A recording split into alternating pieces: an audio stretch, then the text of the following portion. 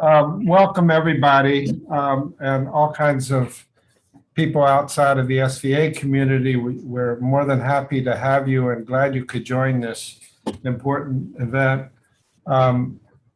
It's very nice that this interest in Indigenous Native Americans is spreading and that the photographic world and the art world are finally beginning to understand that people represent themselves, and you need to know more about how that happened and what it means.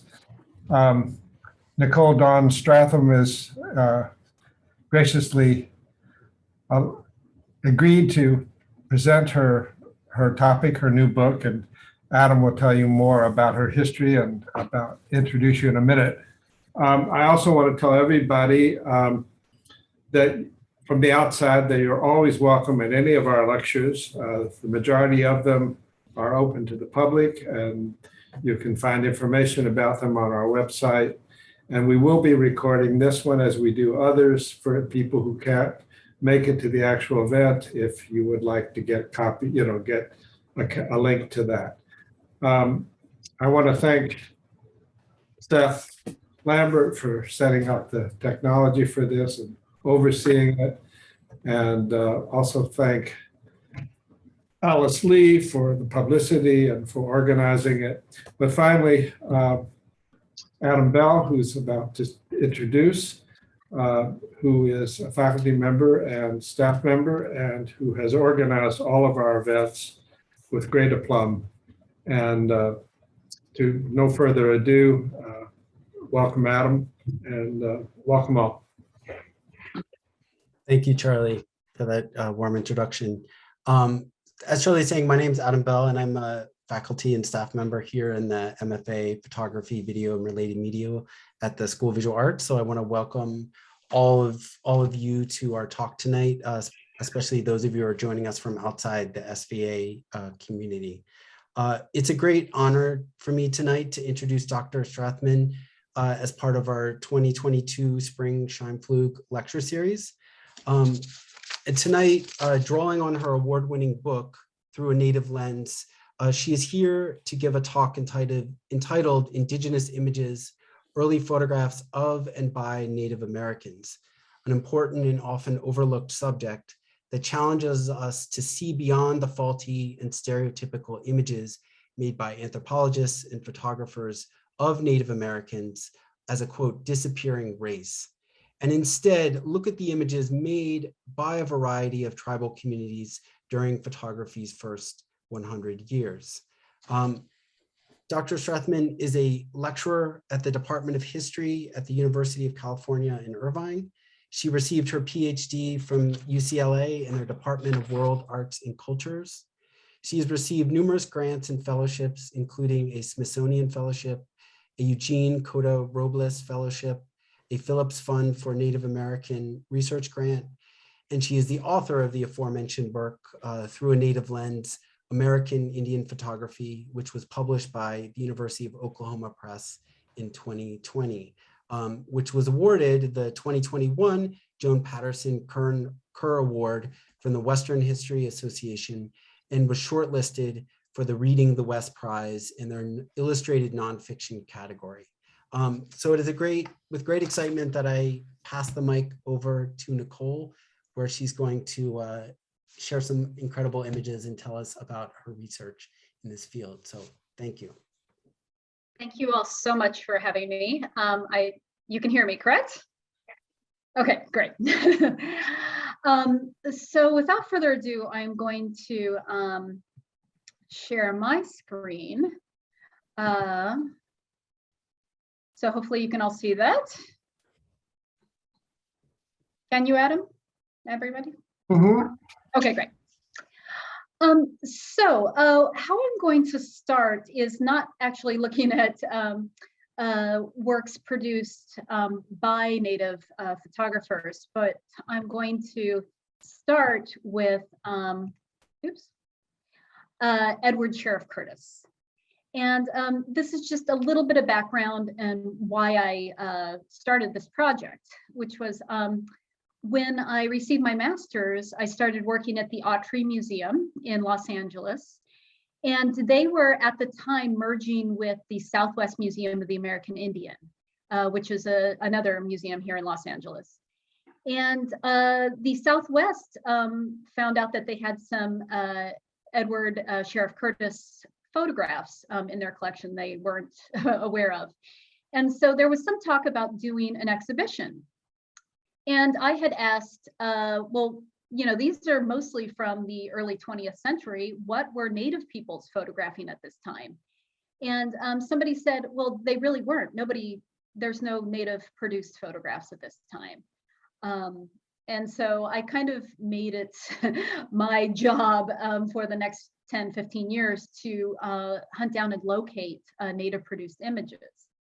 Now, even still, if you do a search, a catalog search for a library catalog search for Native American photography, Curtis is the first name that's going to show up.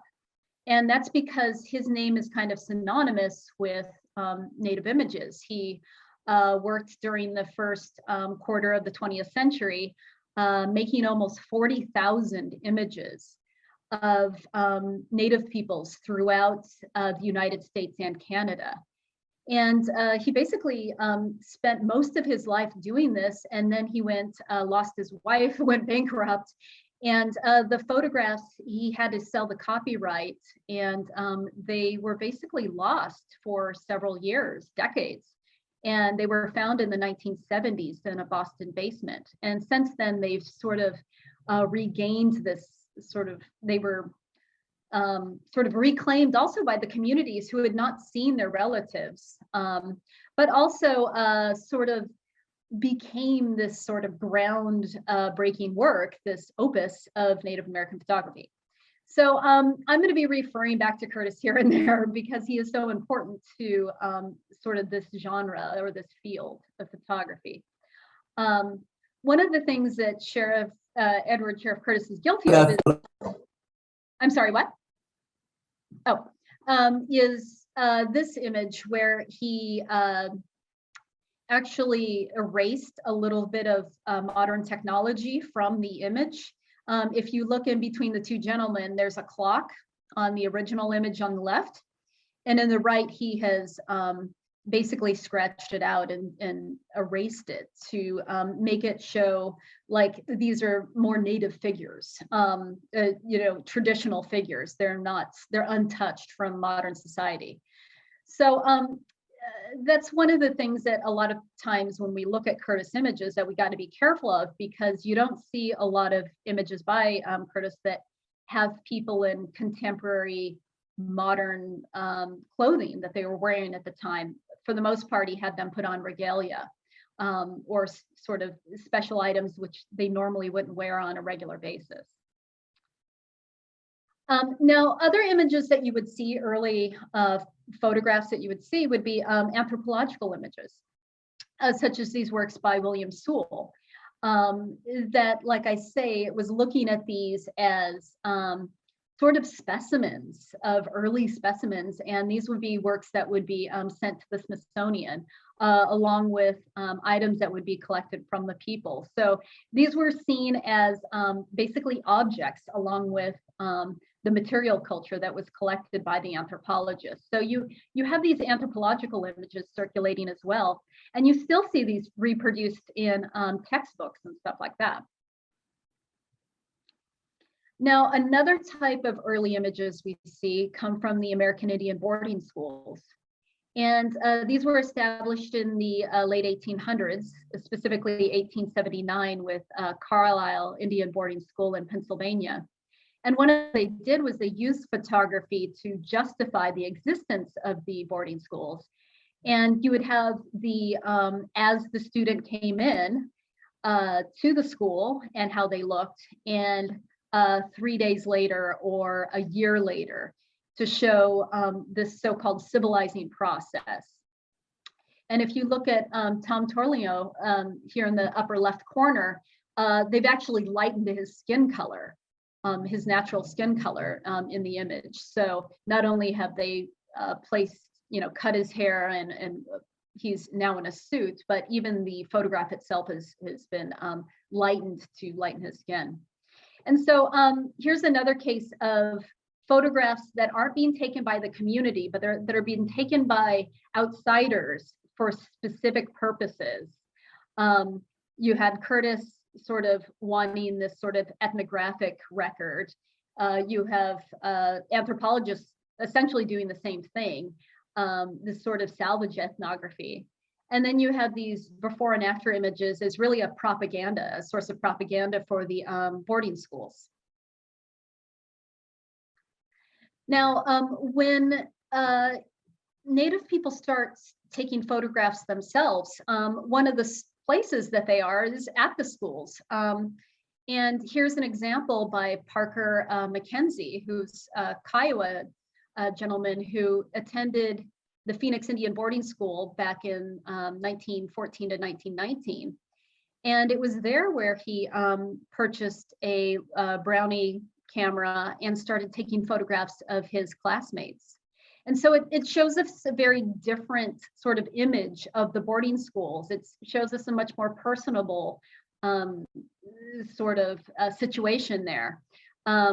Whereas a lot of times the boarding schools were seen as this horrible sort of institution of assimilation. But there's this other side where these are human beings trying to survive, and they're actually meeting other students who are in the same situation. And so a lot of these photographs sort of tell that story of their own sort of visual record of their time at the boarding schools. And when they fall in love too. Some students met and fell in love at the boarding schools, and Parker Mackenzie is one example of that. He fell in love with Nettie Oldelty, who was also from his community. They're both from Oklahoma. They're both Kiowas from Oklahoma. And they met at the boarding school. She also perhaps bought a camera, or maybe used Parker Mackenzie's camera to take photographs of her friends as well. But for the most part, Parker Mackenzie was going around the school taking pictures of her. There's a few hundred pictures of Nettie in his collection, and of them as a couple as well on school grounds. So you have these snapshots from this period that are, like I say, really give us a different story about what's going on at this period of time. And another thing is that a lot of photographers, at least from these early years, tend to be male. And here we have a case of a female, actually two females. They're, as you can probably tell with these two images, they're exchanging the camera back and forth and taking a photograph of each other sitting on their dorm room beds. So they're sort of playing with selfies, almost like snapshots. And you can see where they're going back and forth, same spot, same sort of lighting, and sort of exploring their identities with the camera. So once again, these are very different images than we get from the official boarding school images that are meant as propaganda or what have you. You have these much more casual pieces, these works that are really personal pieces. Now, if we're talking about photography by outside of the schools, a lot of the elders and chiefs were very much using photography to help their tribal communities gain more respect, try to use photography to make change with the US government, especially in treaty negotiations, and trying to sort of persuade the public about, Native causes. And so you see someone like Red Cloud, who very much used photography. And in a different way, which is interesting than the sort of propaganda that the schools were putting out. He also dressed in native dress, as well as contemporary Western dress. Often you could see this happening in the photographs. So there was quite a bit of agency here with the elders and the chiefs using photography for their own means and for their own purposes, very much like the Euro-American photographers were doing with anthropology or what have you, when they were purposely creating images for museums or for ethnography and those sort of practices.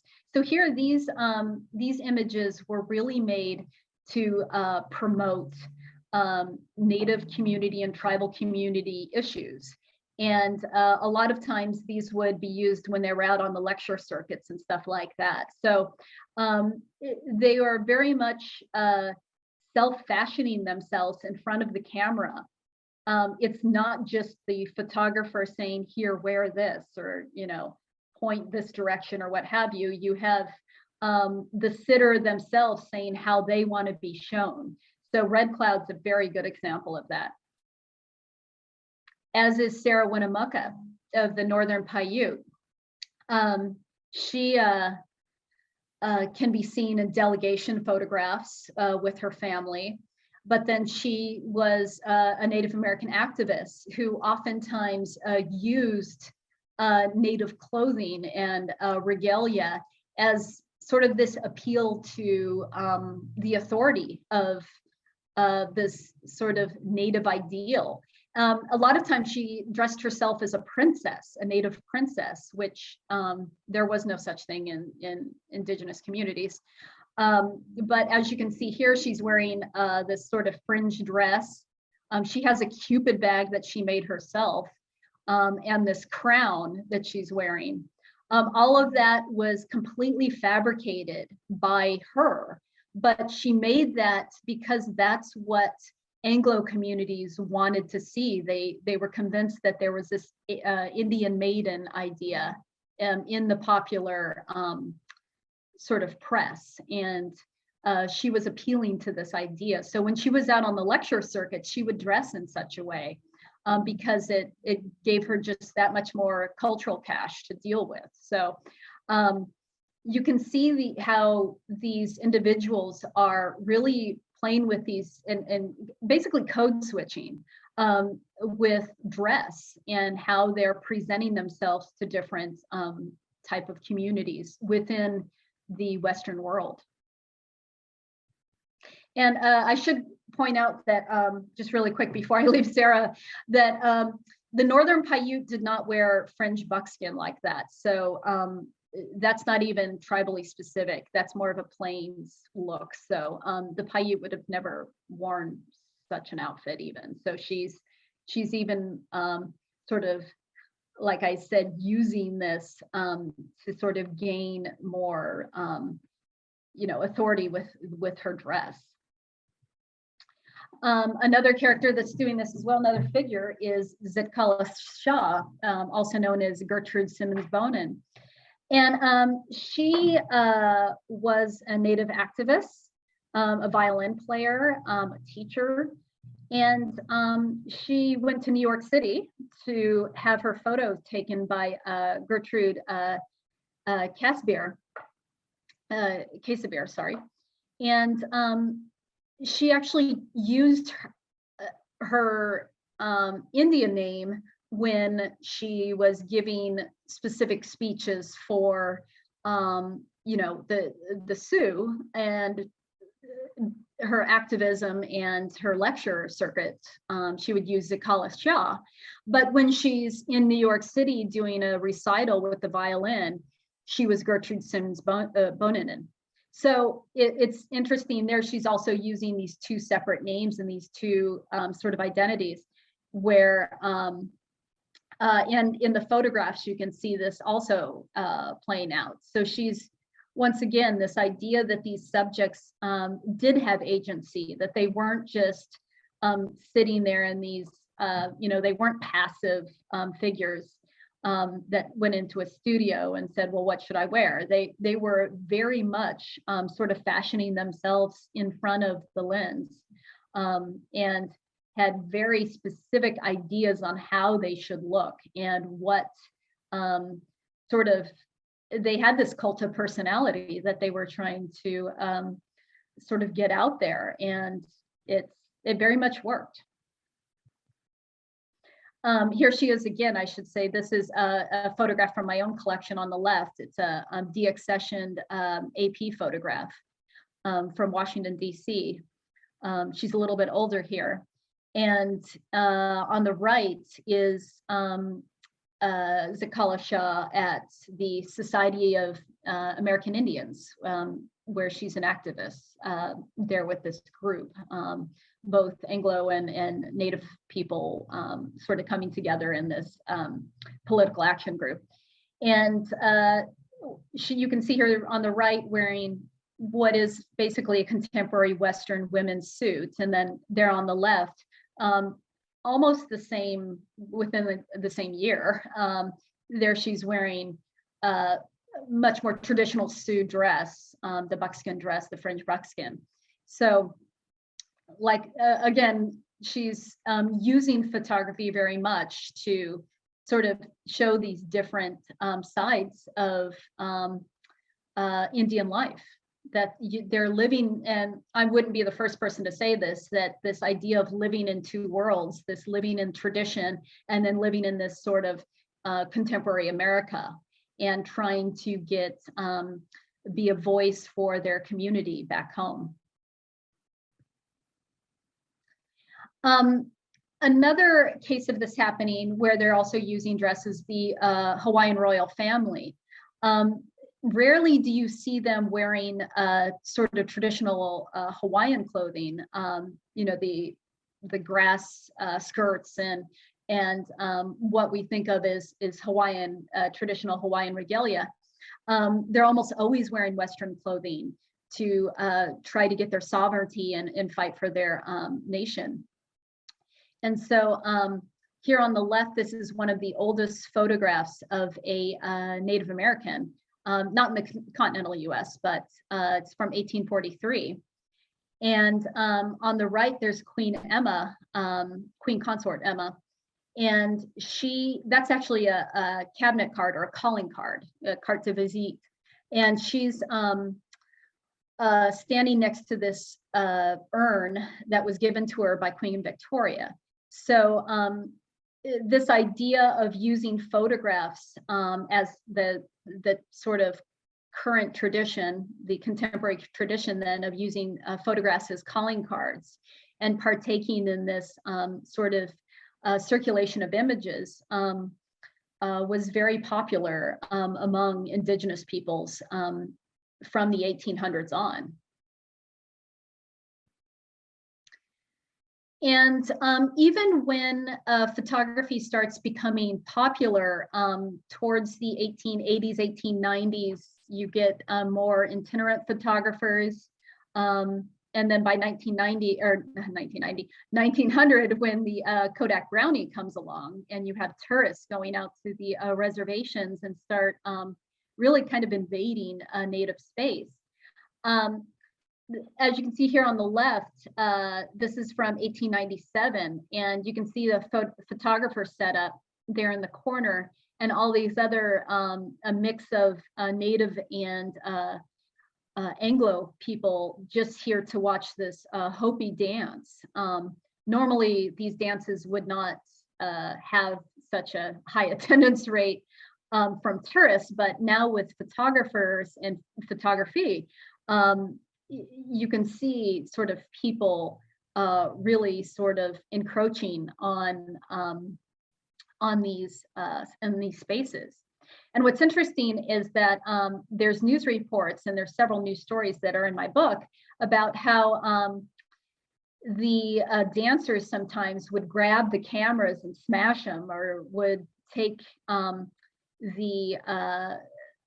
stop people on tribal lands and say, you know, where's your, if you have cameras, you have to give them up now, or sort of break them.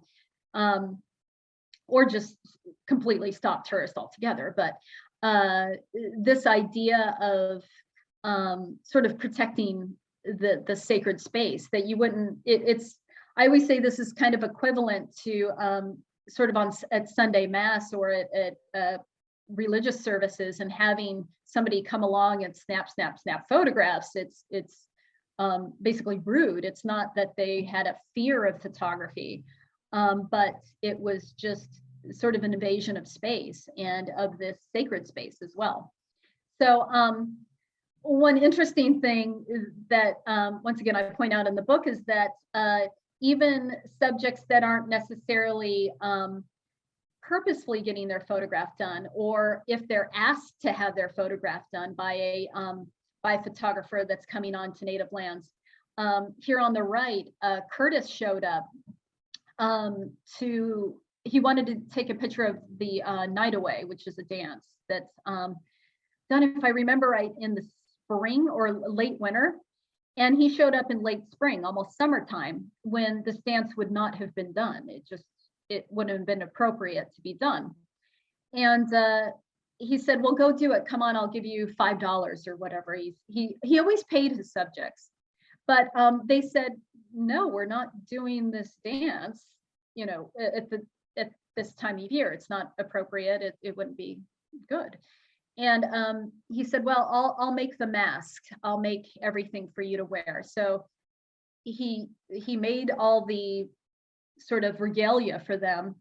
And the photo on the top is actually his assistant in one of these masks that Curtis made. And then on the bottom is from Curtis North American Indian, which is the large collection of images that Curtis created. And in that image, they're actually dancing the dance backwards. They're doing it in reverse. And none of the dancers are quite in the right spot. And that's because they refuse to, once again, do that dance at that time of year. And here they are wearing also inappropriate regalia. So they're completely changing sort of the imagery that Curtis wanted to capture. And so you have this, once again, this idea of the subjects do have agency here. And Sitting Bull is another good case of this, where you have a famous native chief, and he charged for his photograph, and he charged for his signature, his autograph at the bottom of these photographs. He only worked with a few studios to guarantee that he had copyright, so that he limited the production so they wouldn't be sort of cranked out by a lot of other photographers. And so there were official Sitting Bull photographers that he went to.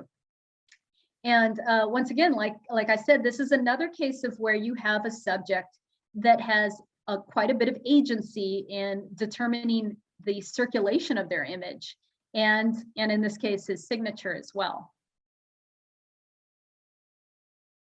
Now, I think in a way I've set up a bit of, there's these subjects that have agency, and then there's these sort of predatory photographers who are going on to native lands and trying to, get photographs of Indian peoples for their own reasons. And that wasn't necessarily always the case. There are several examples of photographers who lived with, nearby, or among, and married into native communities. And so there was a rapport with the photographers, that they weren't necessarily always just showed up, take a picture, and then left. Some of them lived, such as Winter and Pond here.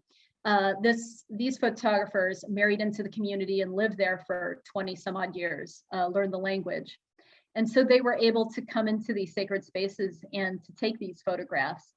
And here you have this interior space, and you can see the figure in the back is wearing a bird costume. He has the regalia with the bird wings, standing in center, upper center.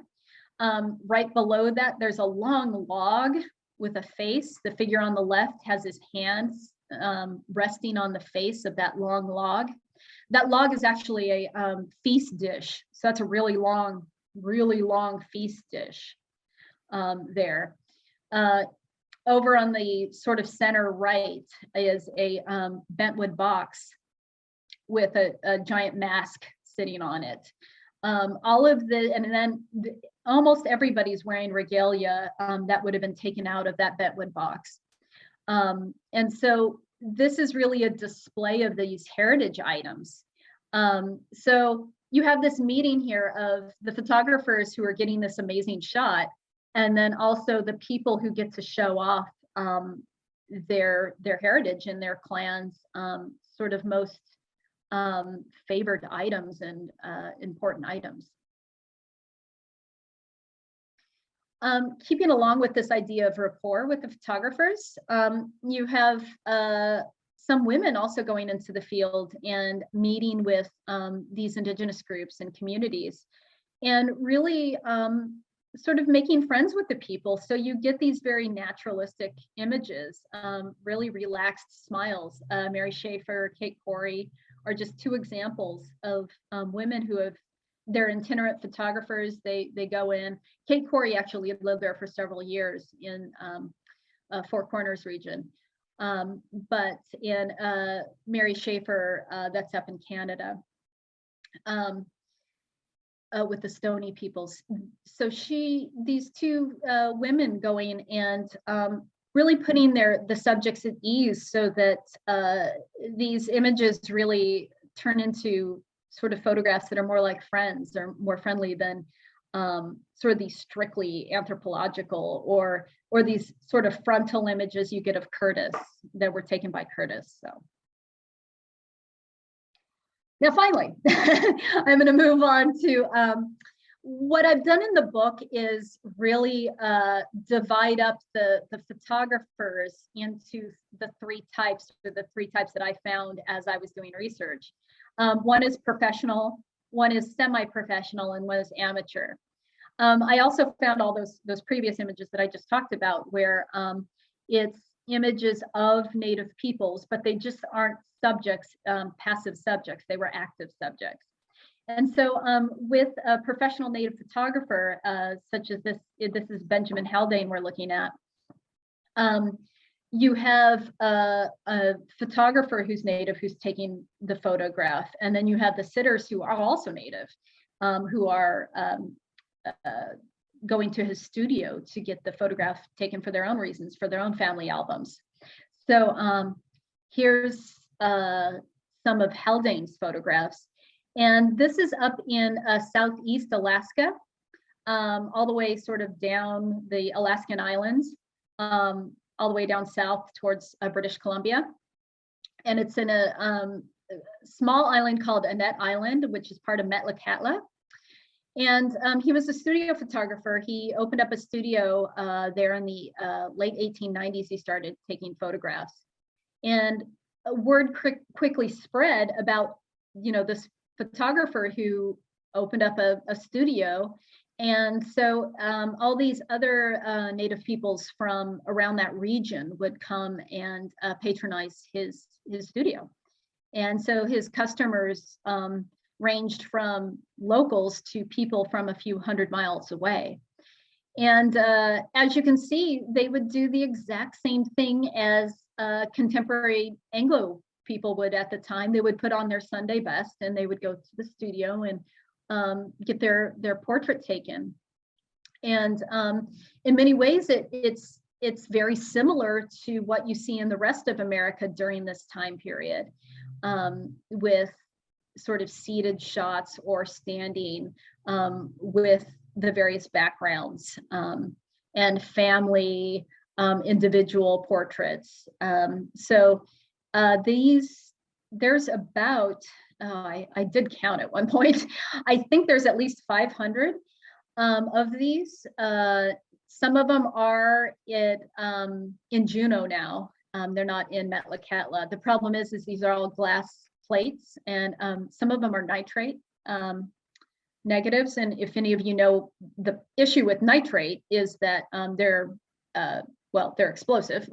They're very dangerous, and so they need to be stored in a particular way. So a lot of the plates had to be transferred to places that would need, that had the ability to take care of nitrate plates. And so a lot of these photographs too, some of them, when an individual passes away in Tsimshian society, you burn their belongings. And some of the plates were still in Benjamin Haldane's home and in his own personal collection. And so they found these in the Annette Island dump, essentially, because it's like I said, it's tradition. It's Native tradition to burn after a person passes. And so they found about 100 of these, and then they found quite a few more prints in different locations as well. So now a lot of these are at the National Archives Pacific region. The prints are. But like I said, there's at least about 500 that I located, taken by Benjamin Haldane. And he worked as a studio photographer for about the first 20 years of the 20th century. Some of the photographs, you can see the one from the left is from the 1920s. She has a bit of a flapper haircut or flapper hairdo. On the right, that's 1900. Now, Benjamin Haldane's not the only Native photographer that set up a studio on a reservation. Richard Thrassel as well. He's a Crow, adopted Cree, and he was active in the early 1900s as well.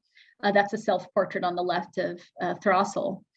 And he, unlike Benjamin Haldane, who pretty much just set up a shingle and started a business taking portraits, Thrassel created what was called the Western Classics, and tried to sort of sell these images of Native groups, mainly local Cree and his Crow family, but not unlike what Edward Curtis was doing, was creating these sort of volumes of photographs for sale and for collectors. And so Thrassel created this collection called Western Classics from Thrassel Photograph Company, which is his business that he created in Montana. And he was quite talented, not to say that Benjamin Haldane wasn't, but Benjamin Haldane was pretty much a strict studio photographer for the most part. Thrassel would go out into the community and take images of traditional life or the traditional lifeways. And on the left there, you have a naming ceremony with a new baby that's getting the baby's Indian name. And on the right, this evening photograph of this couple in a teepee that is just beautiful lighting on some of Thrassel's works. He also took quite a few pictures of local children that I just think some of his work is amazingly gorgeous, especially with some of the attitude that these kids are are throwing. But what is interesting about Thrassel is that Edward Curtis came through Montana and met Thrassel, and Thrassel became sort of an unofficial sort of apprentice to Curtis for a little bit while Curtis was visiting Montana. And here's one example where they photographed the same figure the same year, the same time, side by side. And so this is bull ghost hunting, Edward Curtis's version on the left, which made it into Edward Curtis's North American Indian collection. And you can see where bull ghost hunting is frontal, he's wearing regalia, and the sort of sepia tone that Edward Curtis is known for, those that where he toned all the photographs that brownish color. And Richard Thrassel, who does a little bit more straight photography with the 3/4 view. And bull ghost hunting is wearing what he would normally wear, which is just a white shirt, a white cotton shirt, and probably Levi's under there. But it's a bust photo, so we can't really see the bottom. But so you can see the difference between these two photographers too, and how they're, Edward Curtis definitely has his way of taking photographs, and most of them are frontal. But Thrassel, in the way in which he takes photographs of his community members, he's not so worried about constantly sort of couching the images in a native tradition or what have you. So you can see this at work right here with the two photographers. Now, I really only found those two right now of native photographers, Richard Thrassel and Benjamin Haldane. There are others that I placed in what I call semi-professional, and these are photographers that maybe were trained but did not have a studio or did not make a living as a photographer like Thrassel and Haldane did, were able to survive by creating photographs. Horace Pula, during the early 20th century, in the 1920s, started learning photography and apprenticed himself to a local photographer. And later in the 1940s, he entered the Air Force. And when he told them that he enjoyed taking photography, he was placed in the aerial photography wing. So he learned a bit more about photography through the military as an aerial photographer in the 40s. But prior to that, Horace Pula was taking photographs of Indian fairs and what are basically powwows now in Oklahoma. And he is, like Parker McKenzie that I showed earlier, is Kiowa, and took several photographs of chiefs and elders. And what's interesting about Pula is that he wanted to sell these at the fairs, and so he wanted to make sure that they looked sort of that traditional Indian part. So he kept a vest, and I don't know if you noticed, but these two figures are wearing the same vest. They're wearing the exact same beaded, vest, and that's because that's from the collection of Horace Pula, and to make them both look more native, so to speak. And so he would have them dress in these to be able to sell these, because the look, this sort of Plains Indian look, sold more than a Native American person wearing a cotton white shirt and jeans. So he knew what sold, and in a way, he's kind of doing what Curtis was doing, right? He's having them dress in a certain way, or he's erasing a modern sort of dress and replacing it with this type of dress so that it's serving his own needs or his own desires. And that's to try to make a living selling these at Indian fairs. And here's another couple of images from the 1930s of, so that just to show you that it's not all chiefs and elders, that we have mother and child here in front of a teepee, and then Bilo Kozad, who is actually, his recordings are in the Library of Congress for folk music, for native flute playing. What I love about the image on the right is there's really no attempt to remove that car in the background.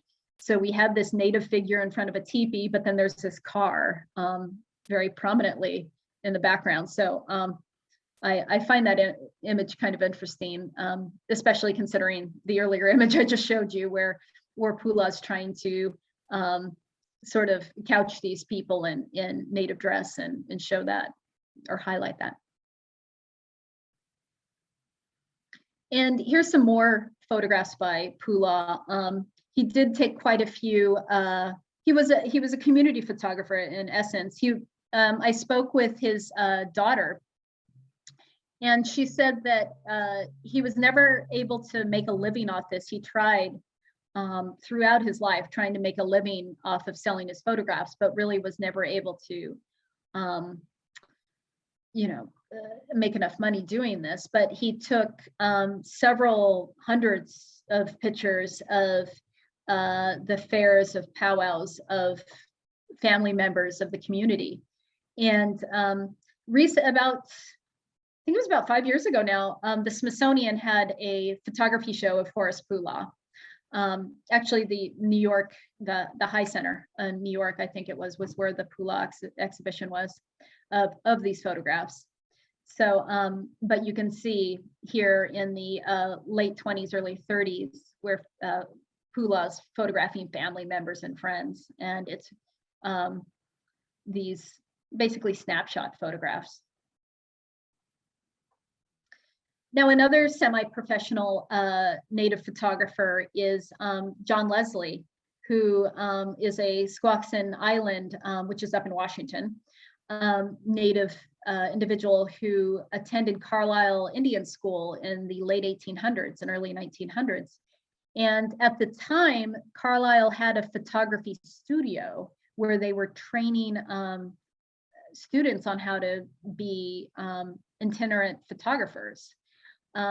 It was the Indian industrial schools were established to have the Native population learn skills, basically it was trade schools.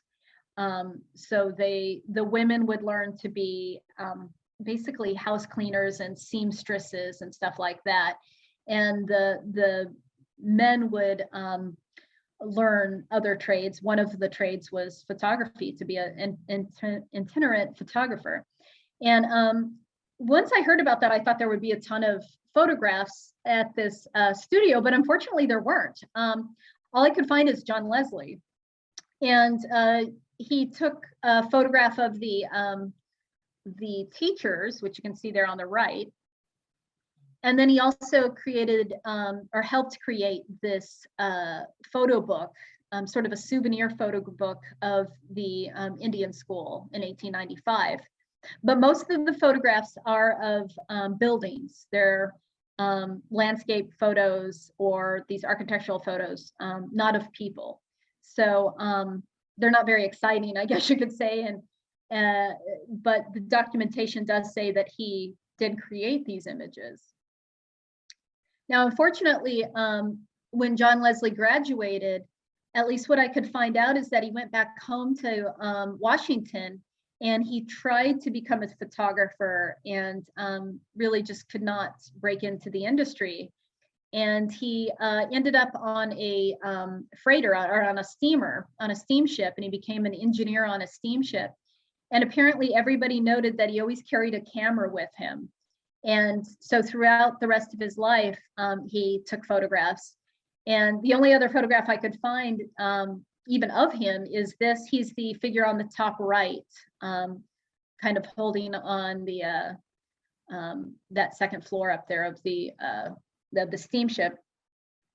And he worked on that for the rest of his life. But his obituary even says that he enjoyed taking photographs until the end. So here's another figure that there's only a few photographs by him, but he is actually relatively well documented, but the photographs aren't there. So I've placed him in this semi professional category because he was trained at school. Now, the rest of the images that are in my book are pretty much amateur Native photographers. And we already saw this character, Parker McKenzie, and actually two figures, Parker McKenzie and Nettie at Phoenix Indian Boarding School. That figure on the left isn't Parker, that's his brother, Daniel. But these are snapshots that are taken as I mentioned, at Phoenix Indian Boarding School. But another person that also took photographs happened to be at school as well, and that's Jenny Ross Cobb. She's a Cherokee woman who created these images in the late 1800s. So this places her right around when Benjamin Haldane was creating his studio up in Annette Island in Alaska.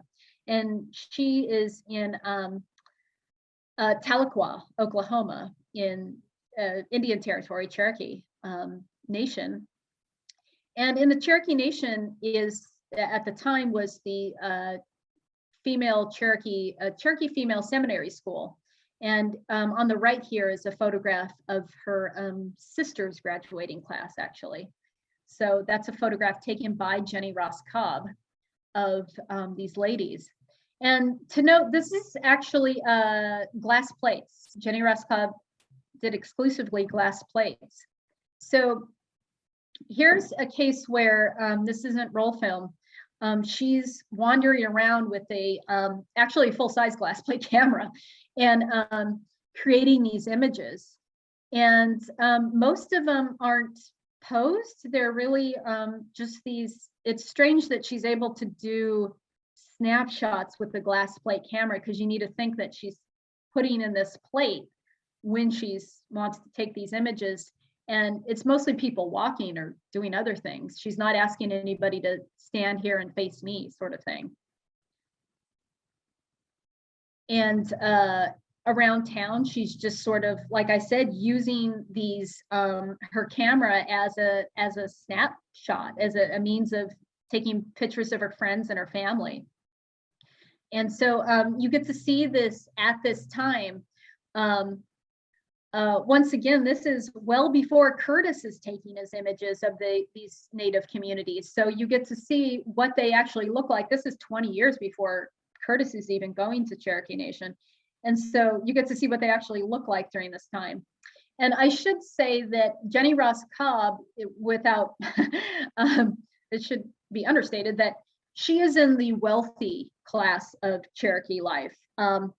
There definitely was sort of the, I don't know, to use the Marxist terms, the bourgeoisie and the proletariat, they were the upper class. The Cherokee Female Seminary School was pretty much the upper class of Cherokee society at this time. And there's Jenny Ross Cobb from her graduating class in the far left.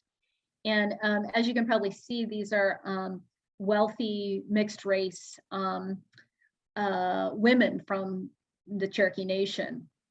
These aren't the full-blood Cherokee people from the smaller schools that are also on the nation. But she had the means to buy a camera, a very large, like I said, a large format glass plate camera, and go around taking photographs of her friends and family. Most of her photographs are of Hunter's Home, which is an old antebellum home in Oklahoma. I think it's actually the only antebellum home in Oklahoma. But, oh, that should say 1884, not 1984. But 1884, she took the photographs of the exterior and interior of this very old home, her family home.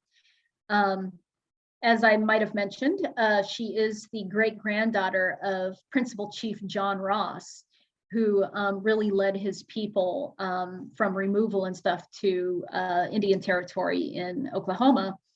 And the wealthy Cherokees of this time, they established these plantations and these plantation-style homes. And her relatives brought slaves. They had slave quarters on these. And so these sites.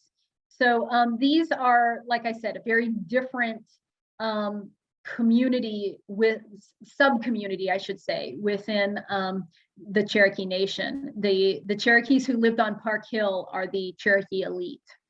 And that's another thing you don't think about, I think, when you think about Native American communities. I think there's this idea of all Native Americans live in teepees or live in wigwams or what have you. And I think most people don't think of Native peoples living in, you know, antebellum mansions. And so this is part of this sort of reality that you see. These two types of communities coming together on one nation. This records some of that. And I think a lot of this gets forgotten in history books and stuff like that, that you do have class differences within Native communities. And here's some more examples of her photographs that are taken around her home, her ancestral home, as I guess you could say, on Park Hill there in Tahlequah. That's her mom on the right and one of her sisters on the left. More family photographs in and around the Hunter's home there in Park Hill in Tahlequah. And when she finally left home, she went and taught at a small Cherokee schoolhouse, a little schoolhouse about 60 miles north of her home. And this is one of the last photographs from that sort of era or that period.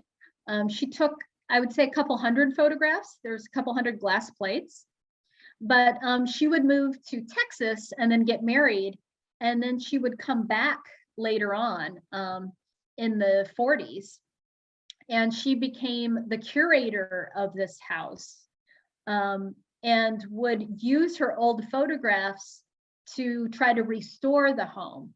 And so this historic home, it's interesting if you think about this idea of the social life of photographs and what happens to these photographs. A lot of these images now are being used to restore this house to its so-called natural state, I guess you could say, or it's, you know, it's as close to the antebellum state as possible.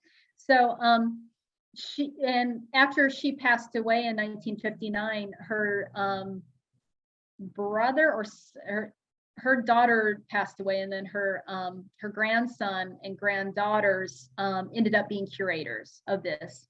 And there were about 4 generations that would continue to be curators of Hunter's home in Tahlequah, the family, and until actually very recently.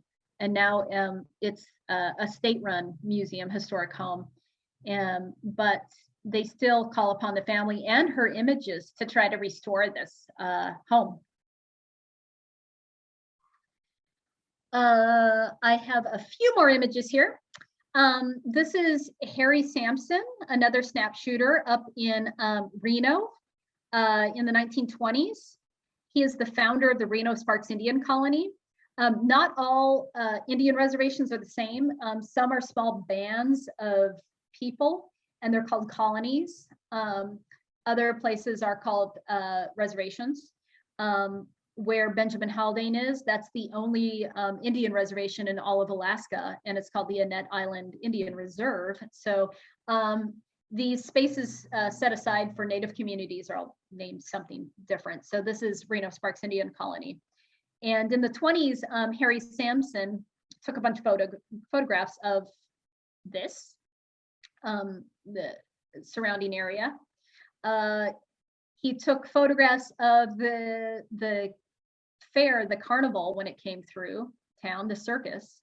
So instead of seeing Native Americans in the circus, like the Buffalo Bill's Wild West show, here you have circus attendees who are Native American, which is kind of interesting if you think about it, because I think we hear so much about Buffalo Bill and the Wild West show, we never think about who's attending that or who. And actually, there was quite a few Native people who went to see the carnival and went to see the circus. And so here's some snapshots of people at the circus.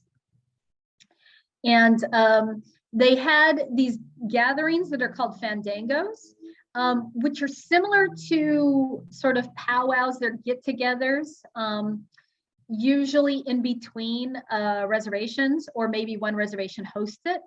But they would do, like on the left here, this is a pie eating contest. So they kind of assimilated this this American tradition, or I don't know if you would call it a tradition, but competitive eating tradition of pie eating. And then on the right, they're playing tug of war. And so he's taking these snapshots of these gatherings, these tribal gatherings. Also these Christmas and 4th of July meals where people would get together, do basically picnics. Mud hen hunts, which is a traditional activity where they would hunt for these pheasants called mud hens. And that's what you see on the right there. And he also took a bunch of pictures of the hand game. It's also called the stick game, which is kind of this, it's a gambling game that a lot of the Great Basin tribes did, and they would hide bones or sticks, and you would try to guess who had what number of sticks. That's the short description of how that game's played. But you can see the guessers and the hiders of the stick game. So he's taking photographs of these games at these fandangos as well.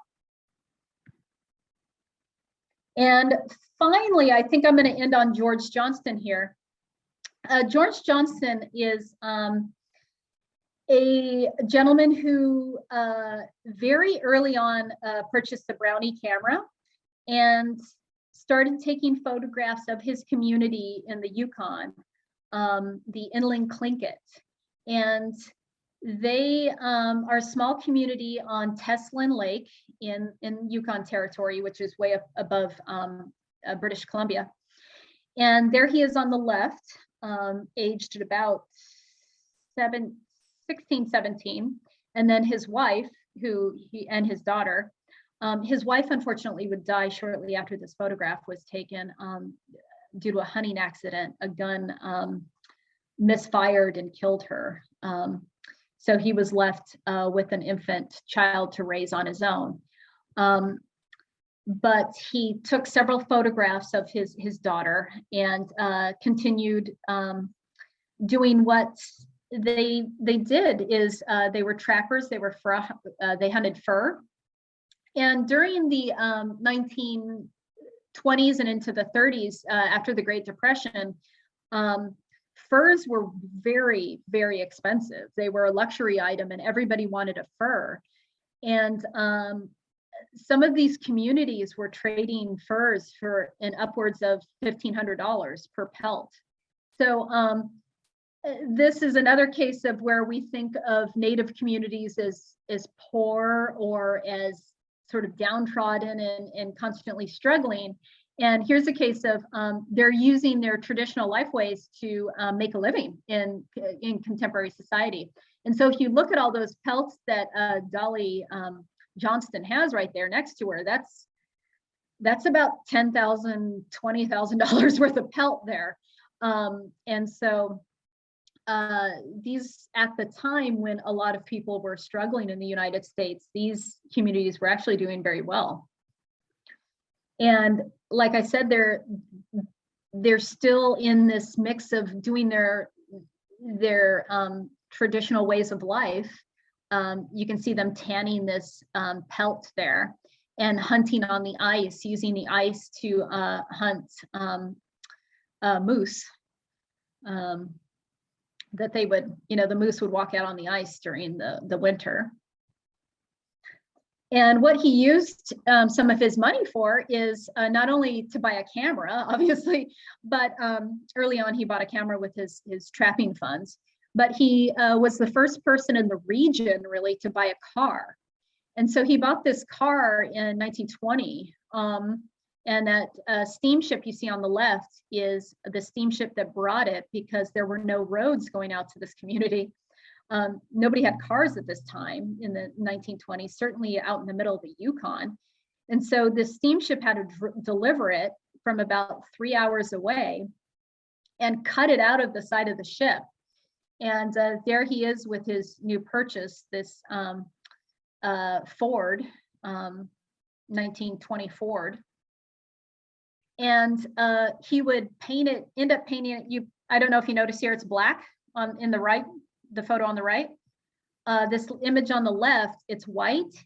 He used white house paints because animals would see the car on the lake as he drove it on the lake. He used the lake as kind of a road because there were no roads in this region. So he would drive the car out on the lake and he would hunt from it. So he would take his gun and his camera and he would go hunting from this car. And eventually one time he went through some thin ice and he had to abandon his car until the ice completely melted. And the photograph on the right, which is perhaps one of my favorite images from the book, just because of the angle of the image, that's where he goes and he had to strap all these rafts together, all these boats together to grab his car, which had fallen through the ice. It had fallen through the ice on a side, kind of by the trees. So he left it over there kind of on the beach and waited for the for the ice to melt. And so he strapped these boats together and made a raft to get his car back home. So, and then he obviously took a photograph of this. His daughter had said that she was never allowed to sit in the front seat of the car because that's where the camera sat. And so she always had to sit in the back seat. But one really neat thing about George Johnston is I think he's probably one of the first Uber drivers. He started using his car for community transportation. He charged $2 to go to another part of the lake or another area. And so he called it Teslin Rapid Transit Company, even though it wasn't an official company. You know, it's a small community, but he charged a couple bucks to drive people to different parts of the region. So he's probably really the first Uber and Lyft that existed. And he used his camera, like I said, to take pictures of the community, a lot of his car that he was very proud of. And I think he trained, nobody can seem to identify this child, this young man there in the photo on the right, who's also holding a camera. But George Johnston was a sort of a pillar of the community, and he took photographs of everybody. And he sponsored the girls softball team here, as you can see. Unfortunately, in 1942, the Alaskan Highway went through town. And the community, a lot of people in the community didn't know this was coming, didn't know the Alaska Highway was being made until bulldozers showed up in the middle of their village. And all these people, you know, the Army Corps of Engineers showed up and started bulldozing trees to make the Alaskan Highway. And unfortunately, when that happened, all these service members and the people that were creating the highway brought with them diseases. And there was measles and everything else you could think of, influenza. And in 1942, half of the village perished because of the various flu and measles and everything else that was going through town. The image on the left is some local Native kids playing funeral because so many people died when the Alaska Highway came through and all these strangers came through. So they were so used to seeing funerals that they started playing funeral. And George Johnston took a photo of that. And on the right, the Catholic Church was instrumental in getting inoculations and getting vaccinations to the community once they saw what was going on. So that is inoculation day on and that image on the right. But after the 40s, George Johnston lived quite a while and did not really take any more photographs. He opened a small country store on the Alcan, on the Alaska Highway. But when the community decided to open a museum, they named it in honor of George Johnston, who had the first car. That's my photograph on the bottom there of the car inside the museum, and put a bunch of his photographs in the museum to show the community what it used to be like before kind of contact. I mean, they had contact, obviously, you know, they had a car in the village, but before the Alaska Highway went through. So that's the George Johnston Museum. And that's really the last image I have here. Well, this is by Thrassel. But that concludes my talk. So if you have any questions or comments, I would love to field them right now. That was great. Thank you, Nicole. I know there are a bunch of questions sort of in the chat. I saw one initially that came up that Jay Reed asked, which I think you answered regarding Curtis's posing of people in regalia. But then Richard Leslie has a few questions. I saw you, Rich. Do you want to ask those questions in person, or I'm happy to read them? Go ahead and read them. Okay, so you can just read them. yeah. Fine. So Rich Leslie, who's a faculty member, was asking about your sources that you use to help establish the context, as well as what is the contemporary situation with Native photographers and their own databases? Okay, so that's a two-part. The first part of that is when I initially started this project, I received the Smithsonian Fellowship.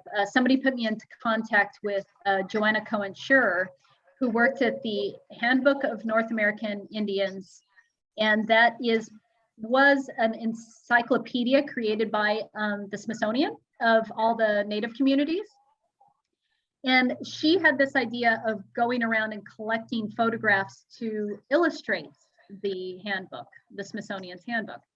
So she had a bunch of contacts in the communities, but she really hadn't followed up on any of them, or only grabbed a few images here and there. And a lot of her field notes I used to go and contact the communities. So a lot of these images are originally for the Smithsonian publication, but I ended up going and finding more. I went straight to, so I was able to locate those. I reduced my images to everything pretty much before 1940, or as close to 1940. The reason being is I noticed that after about 1940, after World War II, pretty much everybody starts getting cameras. I mean, everybody starts getting cameras. They become more commercially available. People have more disposable income. And there's just a lot of images after 1940. Prior to that, though, really you have only a few types of images being made. And so, like I said, by Curtis and by the few that I showed you here.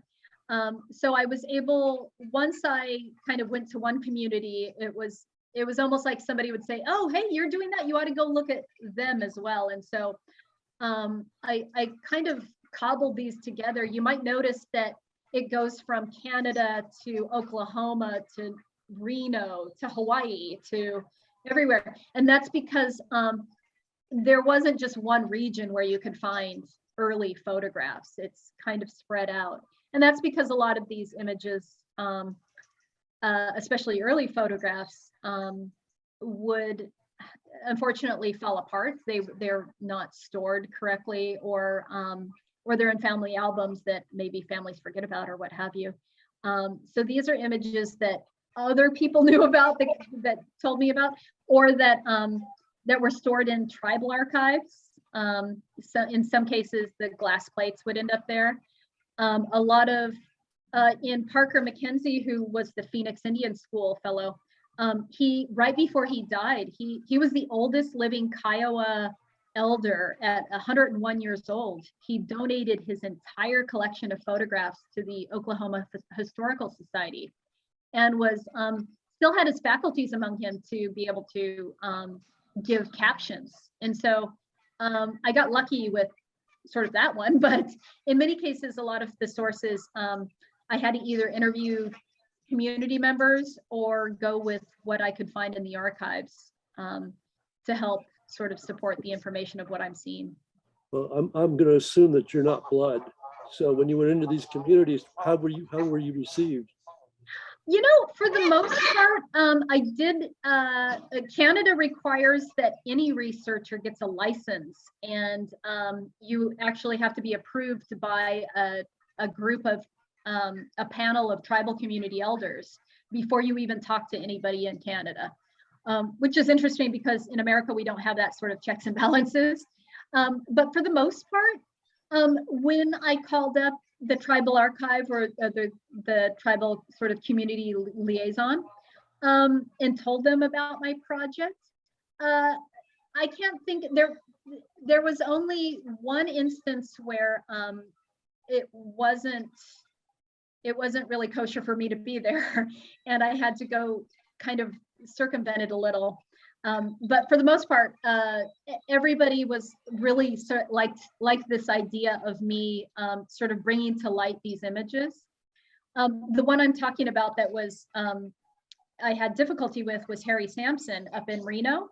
And that's because Harry Sampson's son kept running for tribal council and got a bunch of people in tribal council upset with him.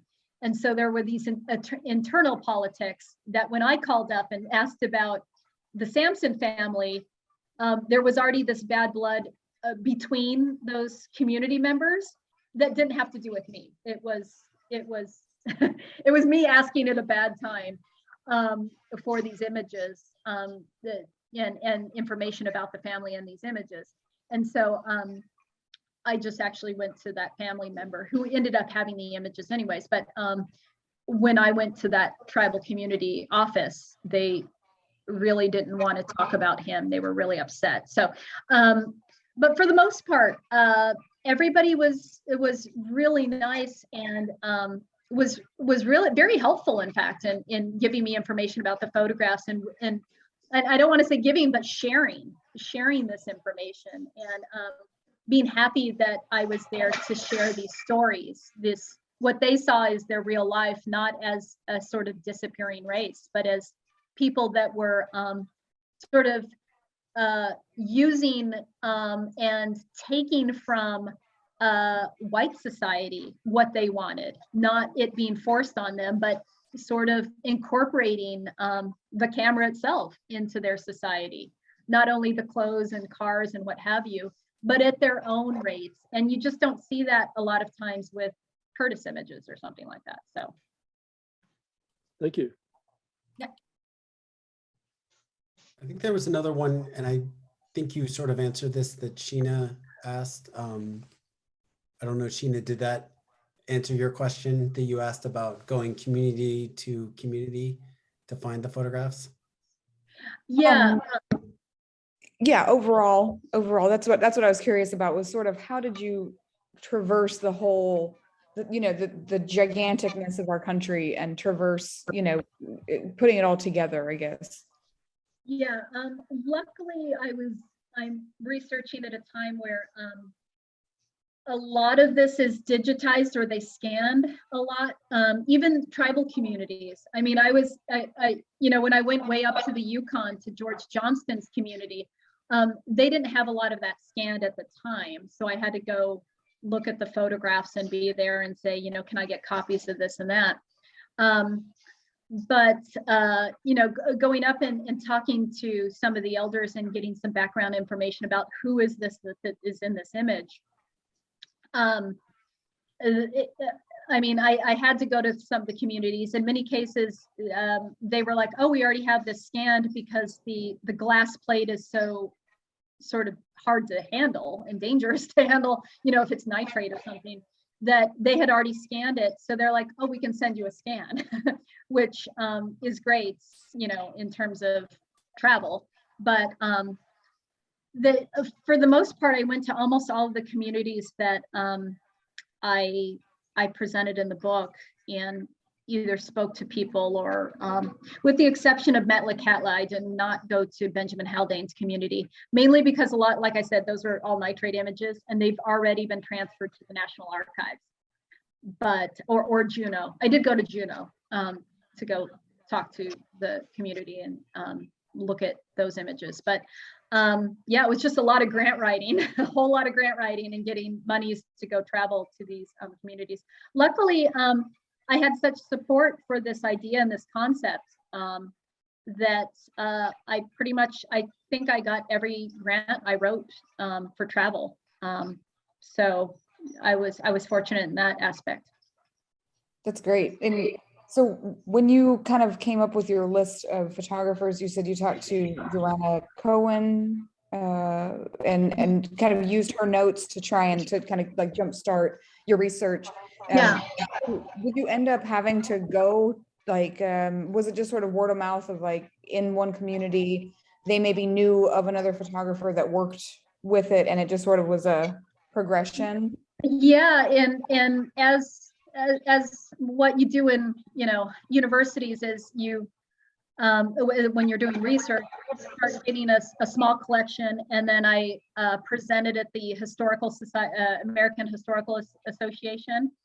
And when you present at a conference, you hear other people go, "Hey, do you happen to know anything about this photographer, or have you heard about this photographer?" I didn't know about Horace Poulon, and somebody said, "Oh, they're really trying to digitize his collection. You ought to look at him." And somebody else said Harry Sampson. So it's was really sort of very much organic. I started with that small list that the Smithsonian had, and then once I started going out and doing research and presenting research at conferences, people would come up after a conference and say, "Hey, I did see there's a great collection over here," sort of thing. So it wasn't even necessarily Native community, although I would say that Native scholars also, brought things to my attention. So I also wanted to make sure that I at the end of my book, I say, there are about 10 photographers that I left out, and it's because I needed to end at some point. It could be, I could keep going and finding Native photographers forever. But at some point I need to just stop and write.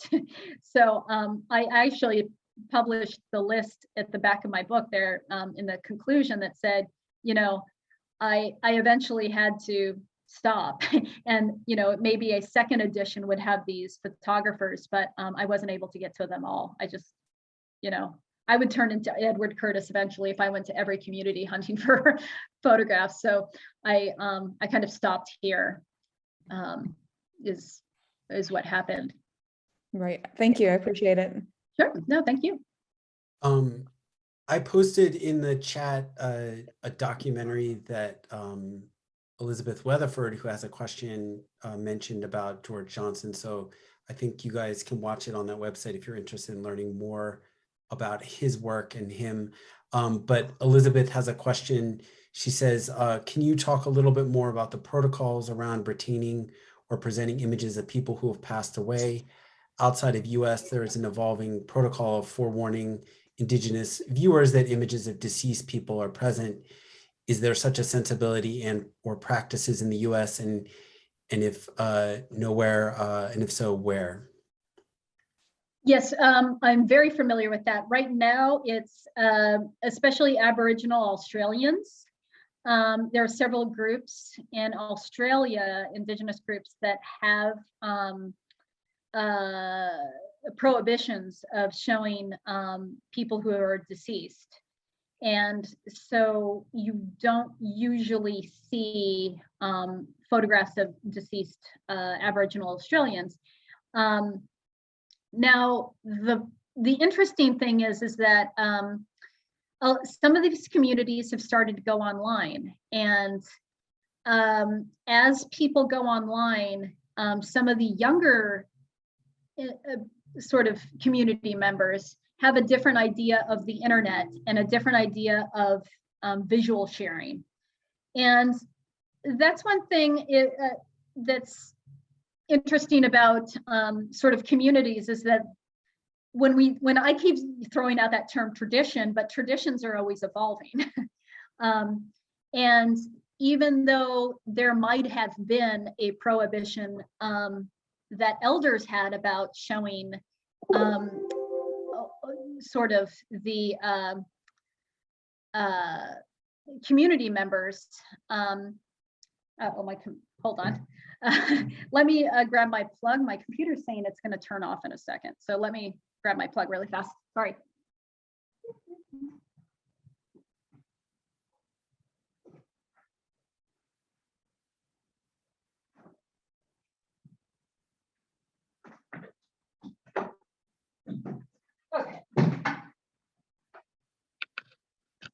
we go. So that there is the newer sort of new guard of tribal communities are used to this open access with the internet and open access with archives and information. They want to learn more about their community and they want to learn more about traditions. And so a lot of these older ways of doing things and the older ways of sharing information, for example, some communities had and still have prohibitions about men can only have this information or women can only have this information. And a lot of new and younger tribal members have different ideas about gender and that reflect larger sort of American ways about or contemporary US ways about thinking about gender and about information. So that idea about who gets to see something, whether, you know, the deceased, it's in flux, even within the communities is what I'm trying to say. Now, within the communities that I've shown here, no, there's no prohibitions of showing deceased individuals. Within the United States, the only really well publicized one would be the Zuni. And they most famously sued the Smithsonian because the Smithsonian kept showing images on the Smithsonian website, the open access images of traditional sort of ceremonies that weren't supposed to be seen by the public, much less individuals within their own community.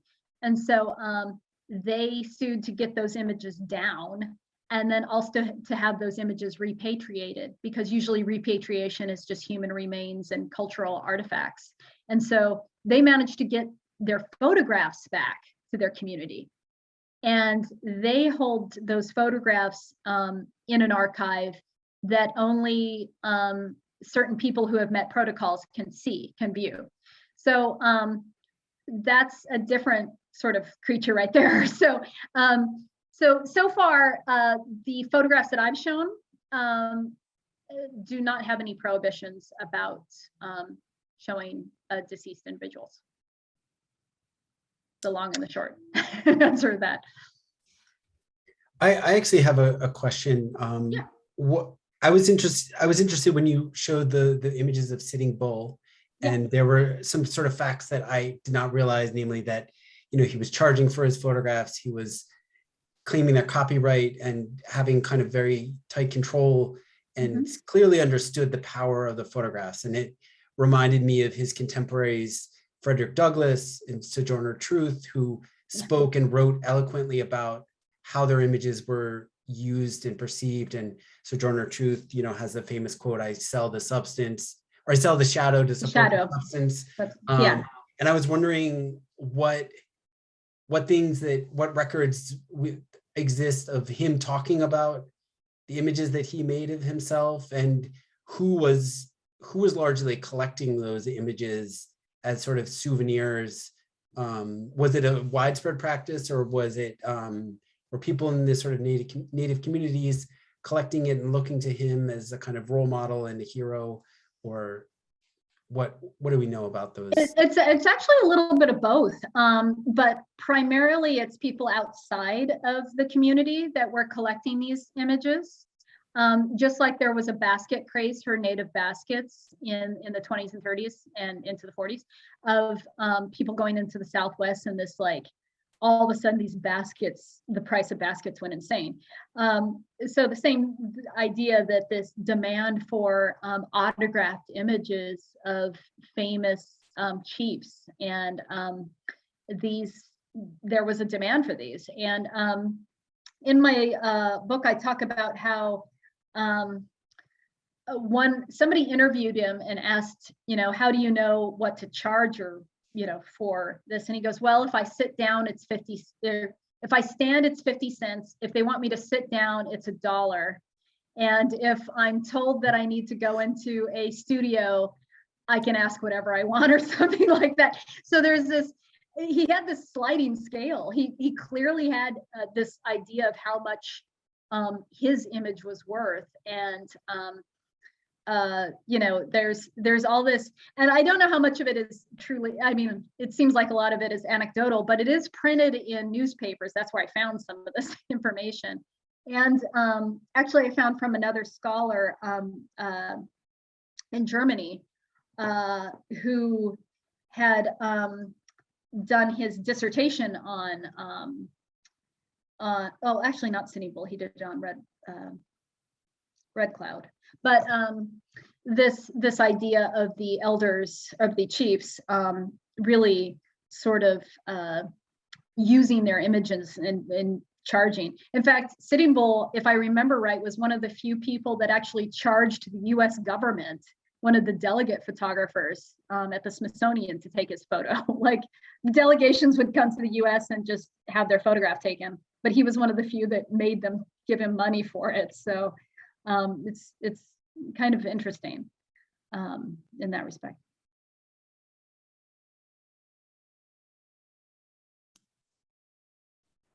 Any other questions?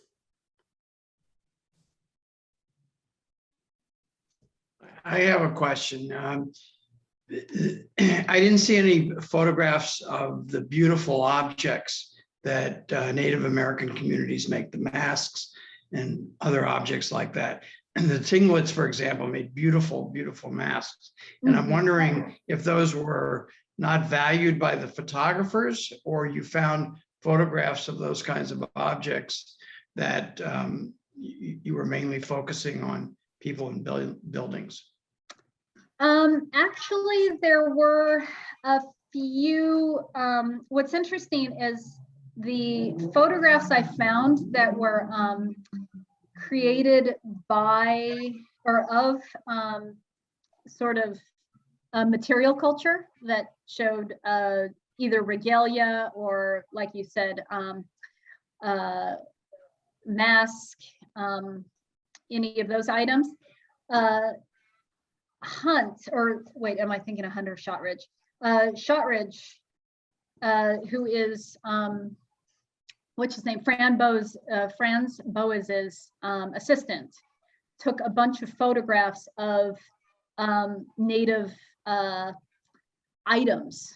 And it was primarily because he was able to go into these communities and take these photographs of these items.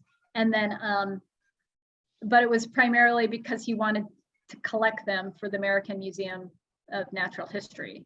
So he was working as an agent, essentially as a double agent, but as an agent for the museum, and using his contacts to try to get these items. And in my book, I talk about how in one case, he takes a photograph of an item and the chief would not give it up. And the chief's like, no, I'm not giving you this piece, because a lot of times he would take a photograph and then would also collect the item. So he had the photograph like in situ in the village, and then would collect the item for the museum. And the chief told him, no, you're over my dead body, essentially. You're getting this you know, traditional, it was a statuette. And so the photograph is the only thing he was able to collect, in essence. He was only able to show that for the museum. So he still got a picture of it and they put it on display, but he was not able to get the actual physical objects. So in a way, he was using photography as a way of collecting these artifacts too. But for the most part, a lot of these snap shooters, a lot of the people that I came across, no, there wasn't just a photograph by itself of regalia or of a mask or anything like that. You just don't see it. There are instances where it's people getting ready for dance or for a potlatch or something, and you see them in full regalia, but it's not just the mask by itself.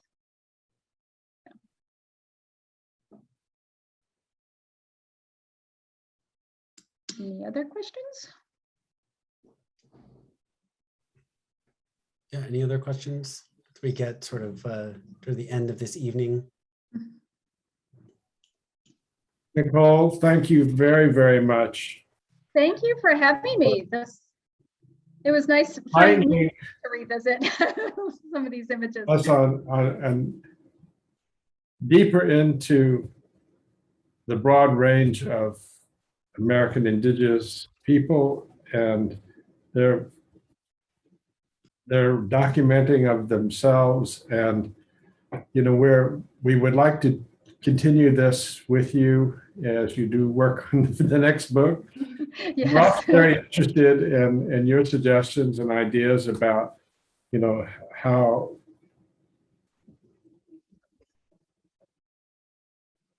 film and video where you might have been used in the family home, and which is particularly revealing because there are some incidents I've heard about just before the war, but very few. And we want to continue this, and we thank you for your research and for your knowledge, and also for the eloquence of your sharing it and sharing it.